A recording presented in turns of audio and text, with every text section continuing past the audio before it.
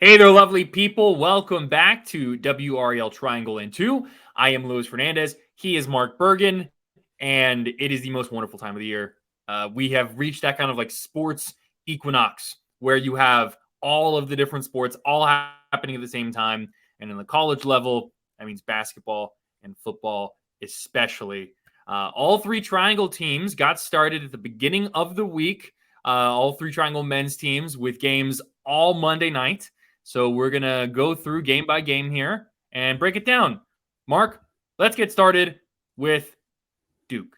Number two, Your Duke. favorite, Lewis. Number two, Duke. They looked okay. So number two, Duke dismantling. I say dismantling Dartmouth, 92-54. I was at the game last night, covering it, and they looked. What good. was that energy like at Cameron Indoor, Lewis? Let the people know. So it was interesting because, it's a Monday night game, 9 p.m. tip-off, which in my mind, 9 p.m. tip-offs for college basketball should be illegal. It should be punishable by law because it's just so ridiculous to have games that late. But even though it was 9 o'clock, John Shire mentioned it after the game as well. The energy in Cameron was great. It felt like a game, at Cameron Indoor Stadium. Everyone was ready. Cameron Crazies were looking really good. They brought all the energy. And the team really was exciting. So many young, talented players that they have there now, on top of the 4 starters that they're returning. And you saw a little bit of the new and the old start to come together. What were your initial takeaways there, Mark? Well, with the Blue Bloods, it's you don't rebuild, you reload. And we can make all the hip jokes about Kyle Filipowski, but he filled it up. And that dunk, if you saw one highlight from this game, he had a dunk and then he blows the double kiss to the camera. And that to me was just, if you had to recap this game in one play, that's what it was. Preseason All-American delivers. But Lewis, it's the depth and it's really the freshmen that stood out to me. Now we could go to Caleb Foster and his contributions to the team. But I'm telling you this, and I know it's a small sample size, only 8 points in the stat sheet. 2 of 4 from 3. Jared McCain, the freshman, I'm telling you right now, when he gets more opportunities to shoot it from deep, he just has a nice, silky, smooth form. I'm telling you, he's going to light it up from 3 for this Duke team that can beat you in a multitude of ways. So that is what Shire really emphasized after the game, is that they can play inside out. They can attack offensively at multiple levels. And you saw that. They shot just under 50% in the first half. They were able to attack inside with Filipowski. I think he only missed 2 shots, I believe, the entire game and had like 25 points. He was incredibly efficient.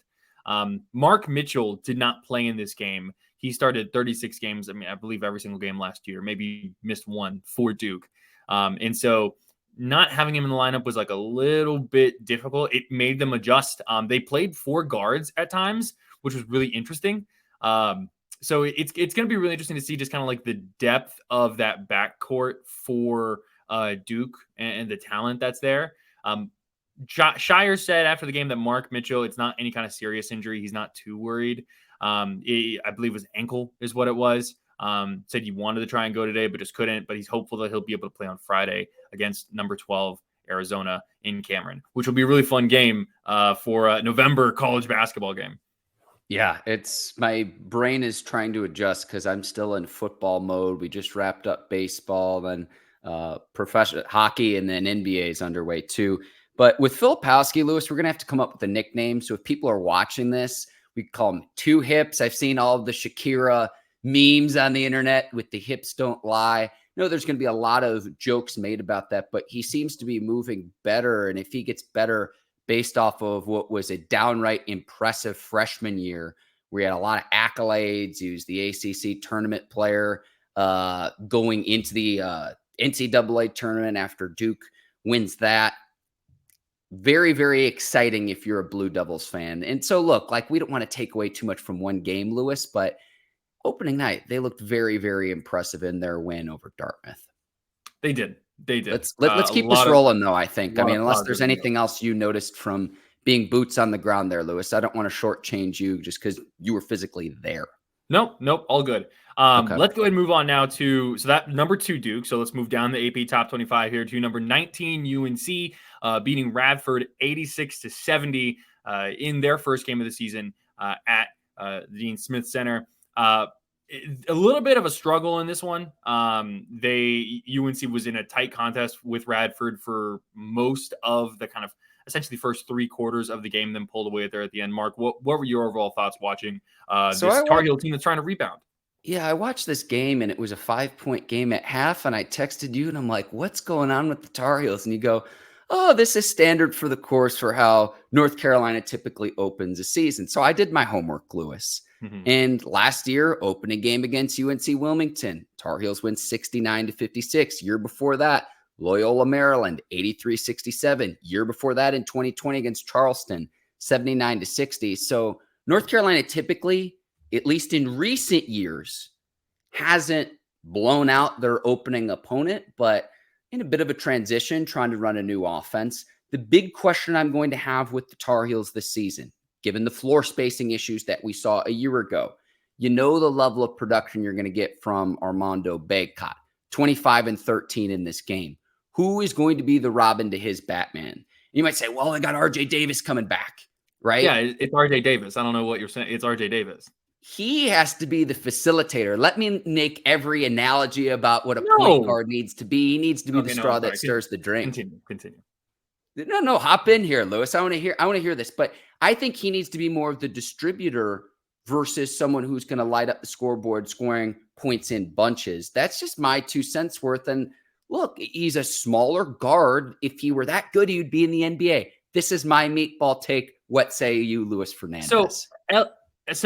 Elliot Cadeau did not start, obviously, but that's the role that he's going to fill. He's one of the most talented passing guards they've had since Kendall Marshall. So I look at the minutes here, right? Cadeau did not start, but he played 19 minutes compared to about, mid to high 20s for the starters.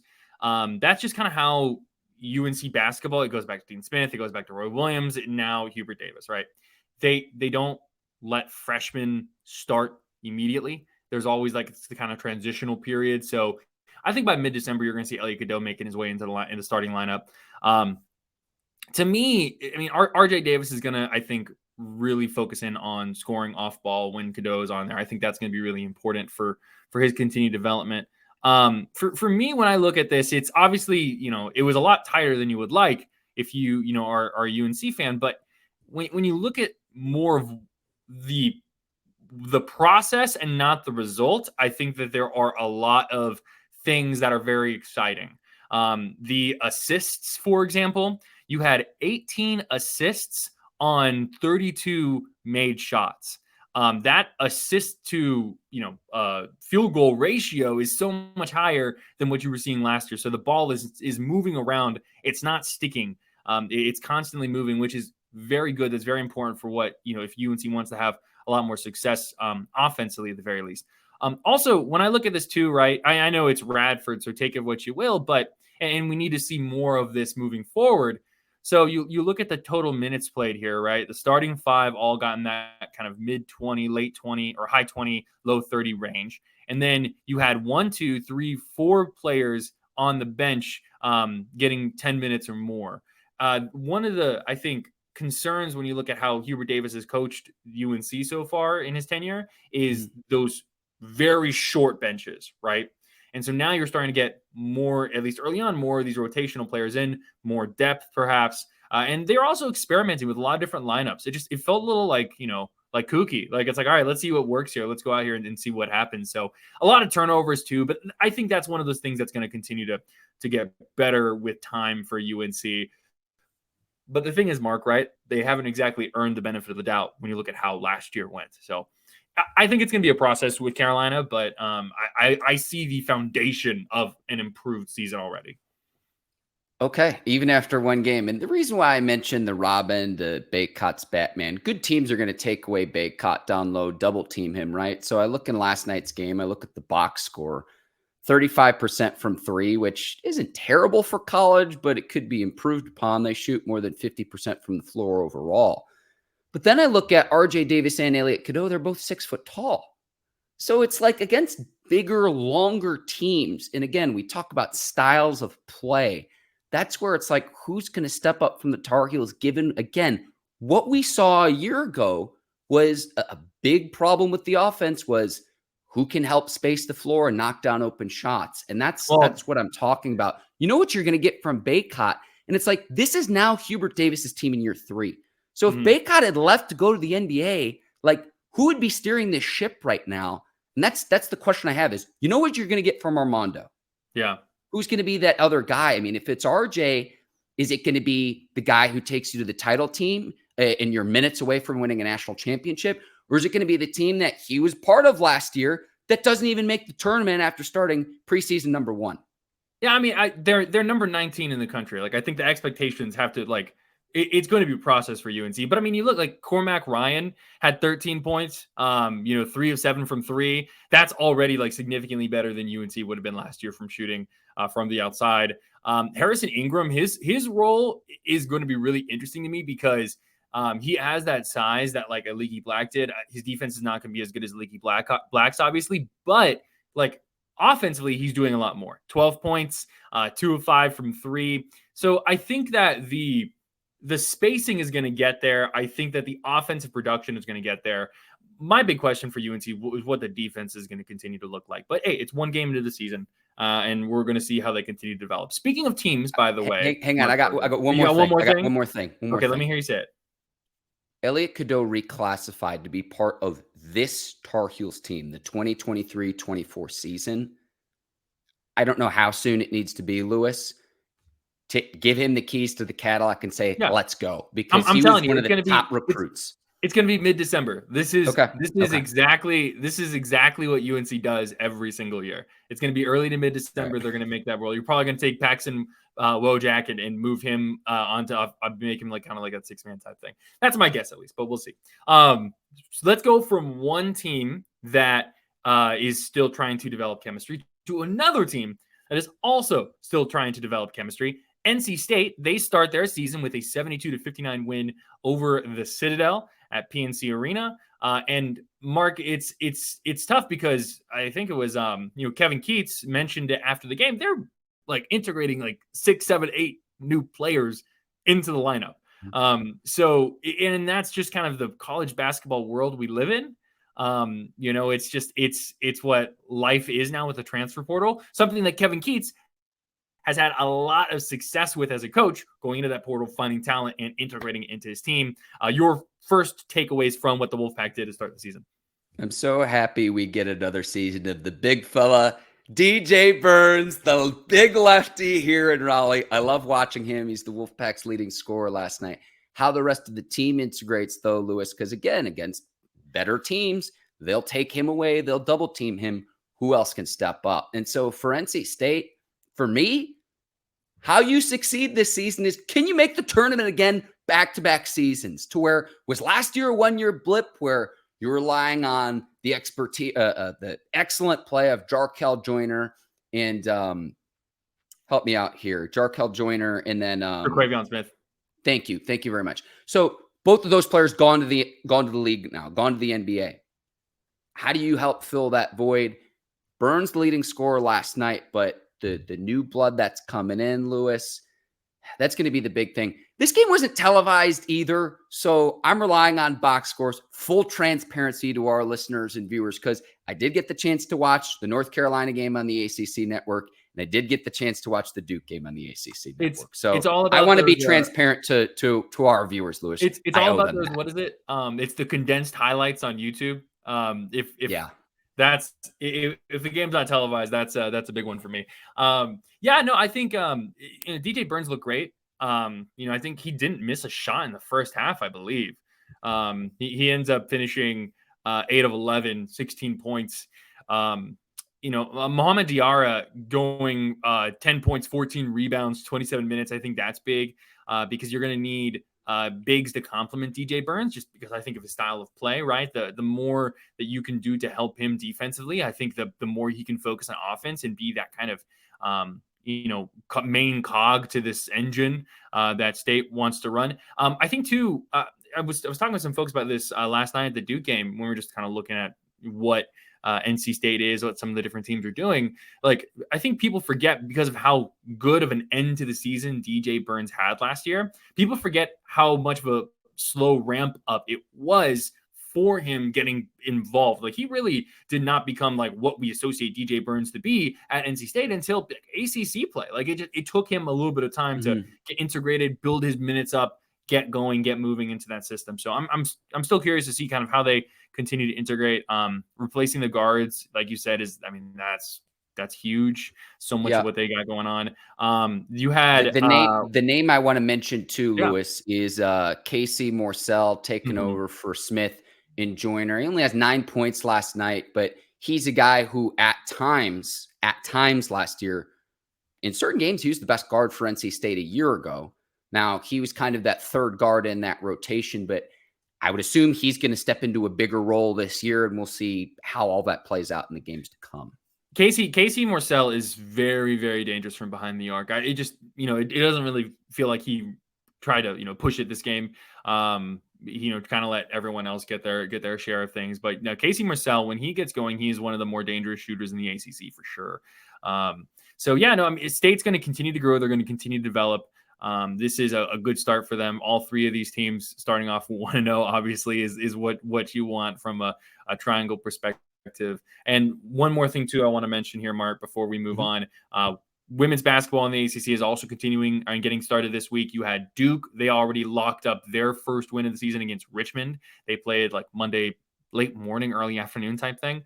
And then you have UNC and NC State both getting started. NC State playing Charlotte Tuesday. That's when we're recording, on Tuesday. And then UNC playing Gardner-Webb tomorrow. And then this weekend, you have NC State women's basketball playing UConn, which is going to be very fascinating, very fun. I'll be at that game, so I'm pumped about that. So it's a great time. It's a great time, Mark. You get to see Gino in the flesh, Lewis. I am jealous. Gino, I have no comment. Let's go ahead. Let's go ahead and transition now to the NFL. We waited to record Triangle and Two this week to Tuesday so that we could mention all of those college basketball games that we just did. The day before all those college basketball games were played, the Carolina Panthers, oh boy, they followed up their first win of the season with a bit of a stinker against the Indianapolis Colts, and now they get to play the Chicago Bears. Mark, let them have Thursday night football. Bring it here. The battle for the number one pick. And remember, this is the team that has the Panthers first round pick in 2024. DJ Moore is back playing his former team.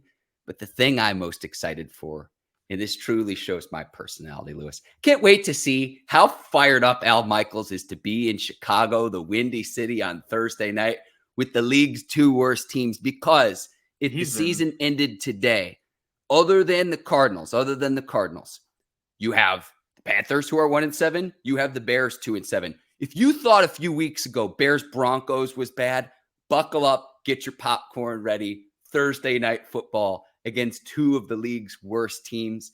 I can't wait. In all seriousness, I do hope Justin Fields is back for the Bears. Tyson Bagent's been a terrific story, but there's a reason he was an undrafted player coming out of a Division II school. But man, it's going to be tough too for the Panthers because, look, you're going to be without Brian Burns most likely as well in this game, Lewis. The Bears also, I believe, have a chance to bring back Khalil Herbert as well at running back. So that's going to be just another kind of layer to add to things. Yeah, it's tough. Like all of the good vibes you felt about the Panthers after the win against the Texans just immediately go out the window when they lose the way they do to the Colts. And then CJ Stroud has like gasoline on CJ Stroud fire type moment. You know what I mean? It's like gasoline on fire. It And was wild. He might be that dude, Lewis. But I like it. Like, let's look at this Bears team, right? Like, because a few years back ago, who did they draft in the first round? Mitch Trubisky out of North Carolina, traded up the number 2 pick for him. And I hear it from Bears fans back home. That's where I'm from, Lewis. Oh, they should have drafted Mahomes. They should have drafted Deshaun Watson. Hindsight's 2020. Patrick Mahomes wouldn't be a 2-time Super Bowl champion in Chicago. CJ Stroud, I'm not saying he'd be Chris Winkie. We have a coworker at WRAL, Lewis, who thinks CJ Stroud would be Chris Winkie with this current Panthers roster. but I don't think he would be lighting it up like he is, given the infrastructure and the opportunity to succeed in the coaching and to put a young quarterback in a position to do well early in his career during his rookie season. Now, that Panthers game Sunday, the 2 pick sixes, those are on Bryce Young, man. 2 overthrows. Like, let's not make excuses. But at the same time, too, would you really be all that much better with CJ Stroud? Maybe he is that generational quarterback. He's looking more and more like it each and every week. But this is also to where, let's not also forget the week before, the Panthers took care of business and actually beat the Texans too. So give it more time. It's not the popular thing to do. And look, I'll give a shout out to our other CBC podcast, Panthers Playbook, where they point this out. Since the 2019 season, where the Panthers have the lowest winning percentage in all of the NFL, this isn't Bryce Young's issue. It's the Panthers in their lack of ability to develop players. And we've said this at the onset of the season, Lewis, and I'll land here. The Panthers' skill position players might be the worst in the NFL. It's no knock on any individual one of those players, but Bryce Young can't throw the ball to himself either.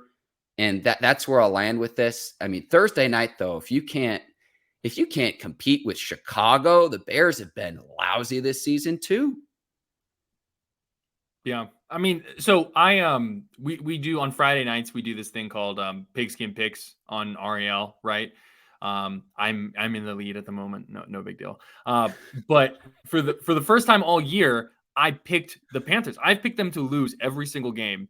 But I picked them to beat the Colts. And the reason why was because I'm like, okay, the offense is starting to figure it out a little bit. The Colts defense is susceptible, but that was not the case. And that, to me, like, I think that's what's just so disheartening. Is it's one thing to lose, it's another thing to lose in the way that the Panthers are losing, and to see CJ Stroud and the Texans have the success that they're having. It's tough. I think it's really tough for the Panthers. It's a tough look, but the Panthers are. I think what Steve Wilkes was able to do at the end of last season, I think kind of tricked people a little bit, because the Panthers played a brand of football at the end of the season that I think gave you a very high floor. And so they were able to get those wins. They were able to rattle them off. They were able to take advantage of teams making mistakes. They were able to play solid football. And I think what the Panthers are trying to do now is they are trying to, how can I phrase this? The Panthers are trying to play a different style of football that has a higher ceiling than what they were playing last season, but when executed poorly, it has a very low floor. And so I think that the Panthers, because of that stretch run they went on the end of last season, I think it kind of tricked people a little bit into thinking that this Panthers roster and this Panthers team is better than they were. And that's just not the case. I think that's so well said, because look at who the quarterbacks were a year ago for the Panthers, where you're cycling through Baker Mayfield and Sam Darnold and PJ Walker. With that, you have to win one-possession games. You have to win time of possession, control the clock, not turn the ball over, and play stout defense. Yeah. That can win you some ball games that might get you to 500. Remember, the Panthers didn't have the number 1 pick. They had the number 9 pick. Mm-hmm. But if you actually talk about competing and winning Super Bowls, the way I look at it too is, okay, we're talking about CJ Stroud, and he might be the next guy, and AFC is loaded at the quarterback position. There is a drop-off in the NFC in terms of the quarterback talent. So if you get the right guy and you draft and develop Bryce Young in the right way, that's what the opportunity is here. You knew it wasn't going to be this season, but what you want to start to see is the progression. What you want to start to see is a quarterback pair with his offensive coordinator and Thomas Brown, who's now calling the plays, not Frank Reich. And just that week-by-week development, growth isn't always linear. But they're tough to watch, Lewis. They are tough to watch. Yeah, I mean, pick sixes are going to happen as a rookie. Like, you're going to have turnovers, you're going to make mistakes. But it's like I said, I keep rattling this point home. At the end of the season, you want to have a pretty good inclination as to whether or not Bryce Young is the guy. The wins and losses don't really matter for the Panthers. It's just, are you in a position where you get done with the season and you're like, yes, we feel good about who we have at quarterback. And I think that's just part of the issue, is just the way this team is set up, the way they're playing. You're just going to kind of continue to be in limbo, where it feels like Bryce Young hasn't had the opportunity to prove that. I felt really good about him after that Texans game. then he good 1 step forward, 2 steps back. So I don't know. We'll continue to see with the Panthers as they grow and develop, and they need to make that team better. I'm not trying to make excuses for Bryce Young. He definitely made mistakes, but at the same time, like we've said all season, most quarterbacks are going to struggle behind what the Panthers are putting together on offense. Yeah, and without Burns potentially Thursday night, CJ Henderson too. So it's like you need all the help you can get just to win a game. And I will say this too. I'm happy that they got one against Houston because, again, we looked at this 4-game stretch and it's like, if not now, when? So we'll see. And then the Bears get their pick too. So that it's a win-win for the Bears. If I was a Bears fan, I have a lot of Bears fans in my life, Lewis. I don't know if you want to try to win this one or not, because it's like, okay, do you want to try to continue to get closer to that first pick? But then if it shakes out the right way, maybe you could get the first 2 picks for the first time in NFL history. Man, I can't wait for this game Thursday night, though, just because Al Michaels' disgust. I just don't think he's going to be able to hide it at his advanced age, and the fact that he's still doing it is remarkable. But that to me is like the thing I can't wait for the most, where it's like you're going to have to drum up some enthusiasm and reasons to watch. And look, Thursday night football, I will be tuning in, and I cannot wait for this one. Again, we thought a few weeks ago Bears Broncos was going to be rough. Just wait till Thursday. Even bad football is good football, Mark. All right. So any last news or notes here you want to slide in there, and any kind of any additional info you want to put out there, Mark? Yes. I'm working on a story. There's a new indoor pickleball facility in Wake Forest, North Carolina. So look for that on WRAL.com next week, putting that together. Very impressive facility. Pickles in play, 7 indoor courts. It was packed when I was there yesterday. And then, Lewis, I'm learning how to walk again. I ran the City of Oaks Marathon. I survived. Congrats, by the way. Thank you. But my legs I'm still walking a little funny since Sunday. But, the support that I received was probably my favorite part. Family, friends, all of that. Sunday was a terrific day, but that's what I've got. What about you, Lewis? Not to put you on the spot, but how long did it take you? What was your time? 4 hours and 15 minutes. That's awesome. I ran the first half of the race in 1 hour and 45. The second leg of the race was the hills are no joke with the City of Oaks and the trails on the back end. I died mile 14 or 15. Not literally, but the hills were just absolutely brutal on the second half of the race, but you power through. And something I'll always remember, man, it was Sunday. Dude. The weather was perfect. All the volunteers and people cheering on as you run through downtown along Hillsborough Street. An absolutely remarkable event, something I'll remember for the rest of my life. Congrats, dude. That is phenomenal. That is fantastic. Congratulations. As for additional news and notes, just kind of wanted to run through the schedule of what we got going on this weekend. Remember, you have NC State going to Wake Forest. That game is a Saturday at 2:00 on the CW. NC State is 3-0 on the CW. So I'm not saying what I'm saying. And then UNC and Duke will play each other at 8 p.m. In Chapel Hill. That's going to be really interesting. Still trying to figure out. It kind of looks like Grayson Loftus, I guess, will be the quarterback, as Riley Leonard's still dealing with, his injury. Henry Beelan is still dealing with a bunch of injuries. So it's going to be interesting to see how that one works out. Speaking of UNC and Duke, by the way, this just happened a little bit ago. Drake May saying that he is not sure if he's going to participate in senior day activities on Saturday, because it is their last home game of the season, because he's still not decided what he's going to do after the season. So interesting. The presumed top 5 pick in the NFL draft. We'll see what Drake May ultimately ends up deciding to do. And then let's see what else was there. NCCU is playing at Howard. Davius Richard, for people who know about one of the better quarterbacks at that level of football. He's just a couple of touchdowns away from getting the record for most touchdowns in NCCU history, most touchdowns responsible for. So at the rate he's going, he's probably going to pass it against Howard, or in the very last game in Delaware State, I believe, is who they wrap up the season with. And then, we mentioned Thursday Night Football. And then remember NC State playing number 2 UConn in women's basketball on Sunday in Reynolds Coliseum. Okay, there we go. Let's land the plane here. Let's land the plane here, too. We're now into November. At some point in time in the coming weeks, too, we're going to have bold projections of, okay, where's North Carolina, NC State, Duke? Where are they playing come bowl season as well? So look for that on WRALSportsFan.com. And Drake May, a remarkable career. What's likely his last game in Chapel Hill Saturday against the bitter rival Duke. Lewis, and I was going to ask if you're nervous at all. We'll see. But going up against a freshman quarterback, Grayson Loftus, and the Tar Heels are like 12.5-point favorites, I would expect the Tar Heels to take care of business. We will see, though, rivalry games. You could throw out the records. You could throw out the spreads. It was a really close and a really tight game last year. But senior day in Chapel Hill should be a special, special time come Saturday night at Kenan Memorial Stadium. All right, everyone. For myself, Luis Fernandez, and Mark Bergin, thank you so much for watching WRAL and listening to WRAL Triangle and Two. You can get us wherever you get your podcasts. You can watch us on WRAL Sports Fan and on the 99.9 The Fan YouTube page. We will see you next week. See y'all.